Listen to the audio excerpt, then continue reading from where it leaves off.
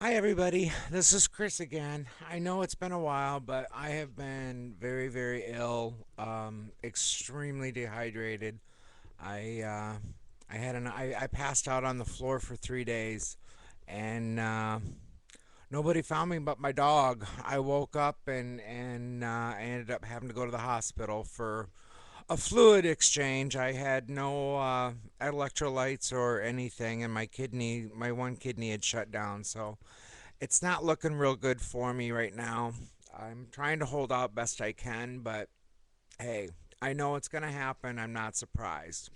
But listen, I have some questions for anybody who sees these, even my subscribers or even new people. I'm really trying to find.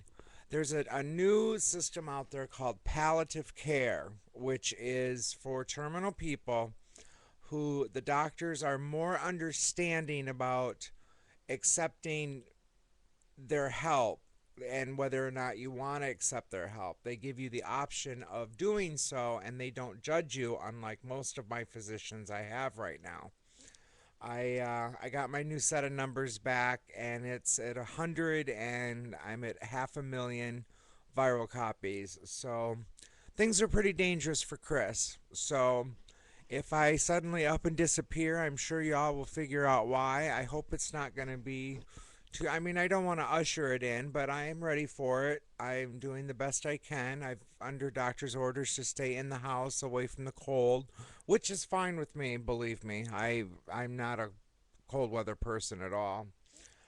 But also, if there's not a lot of help here for AIDS or HIV here in West Michigan. I live in a little town called Muskegon. It's just outside of Grand Rapids. It's on the big lake, but the case management I have is not really. I don't honestly understand what exactly they do. Um, I'm at a loss with when it comes to help financially, which is where everybody is when they're sick. It always comes down to money. You all know I'm right. It always comes down to money. Even when my mother went into hospice, it cost us $1,000 a day to have her in the hospice. They always want to make sure they're going to get their money.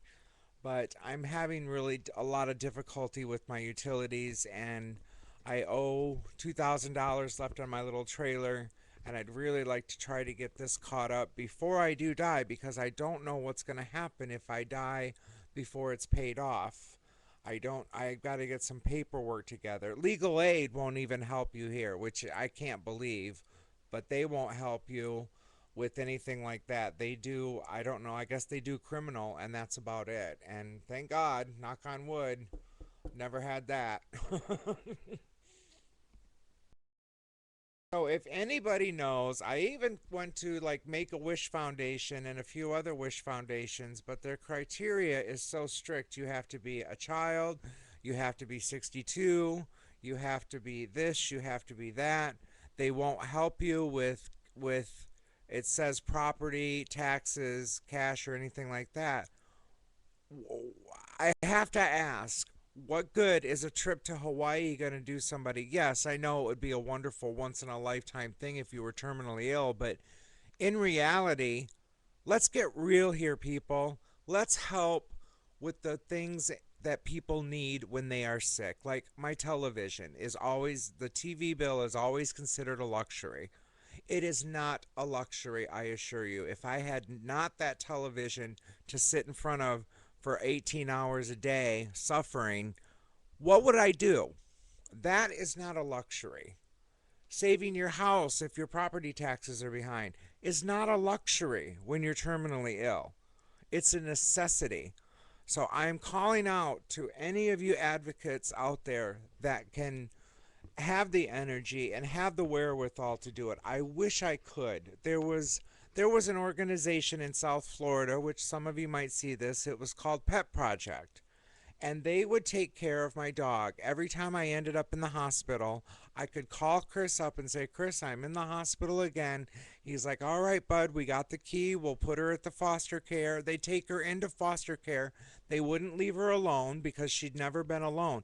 This dog has been with me nonstop for 3 years, with the exception of the times in the hospital. So, this is my call for help to anyone out there who sees this and is an advocate and who has the strength to be an advocate. I would like to see some social change in where the money goes. I mean, DHS, the welfare department, will only help if you have a shut-off notice. And there's no guarantee that they're going to. So you have 7 days to find out for sure if you're going to get help or not. And then, boom, you're going to be out in the cold. The companies don't give a shit that you have AIDS. They don't care you have cancer. They don't care if you have a brain tumor. They don't care if you have Alzheimer's. They want their $70, otherwise, they're going to shut you off. And that's the reality of it. Being sick should not cost money. It really, not being sick, I'm sorry. Being terminally ill should not cost money. It doesn't make sense. I lost over 100 T cells stressing out over my late bills for my gas and my lights because what am I going to do? And so I paid my TV. And yeah, that probably was the wrong decision. But again, this is what I have is my TV, everybody. I have my TV and my dog. My doctors told me I can't go outside. So what am I supposed to do? You know? So this is my call today is a call for unification. Let's see if between all of us, especially Dab, he's a great guy. I hope y'all check out his website. I don't know where it is exactly. I wish I could tell you, but um, he asked to put my videos on there for a real approach to the AIDS. You know, not somebody who's pussyfooting around and is trying to take the pills and throw up and shit your pants and do all that lovely stuff that we do when we're on them. But I would really like to see some change in this charity. Where does this money go? Where does the money go for the AIDS walk? Where does the money go for all of this? I know a lot of it's probably research, but does it ever really get there? Or does it pay the salaries of the researchers? These are the questions I have, and I think they're very valid questions. So we need to find some somebody who can understand that saving a house, if somebody has a house and their property taxes are behind, why can't somebody help with that? You know, that the stress would just be immaculate. It would be unbelievable. It would take so much off. And my doctors told me the stress is going to get you within the next year if you don't start calming down. Well, I'm fine with that. I really am. But it doesn't make my life easier when I'm throwing up all the time because I'm so upset over my $75 that I don't know about how I'm going to come up with it. Because in reality, I had to spend money on Insure and Pedialyte because there's no even service up here. I used to get a few cases of it every 3 months down in Florida because I'm losing weight so fast. I can't eat. And the Insure is the only thing that really keeps the nutrition in me. So I had to spend my money on it. It's always a decision as to which important thing do I have to pay and which is more important.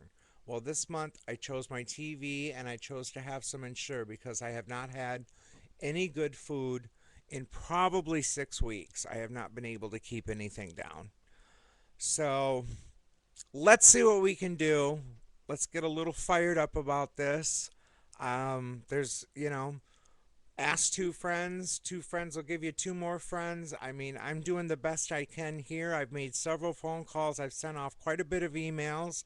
I've contacted the Elton John AIDS Foundation for some assistance and some ideas. And let's just see what we can do, please, because things have got to change. They have absolutely, positively got to change when it comes to where's the help for AIDS? Where is it? Other than shoving pills down people's throats. I really hope that this hits home for y'all.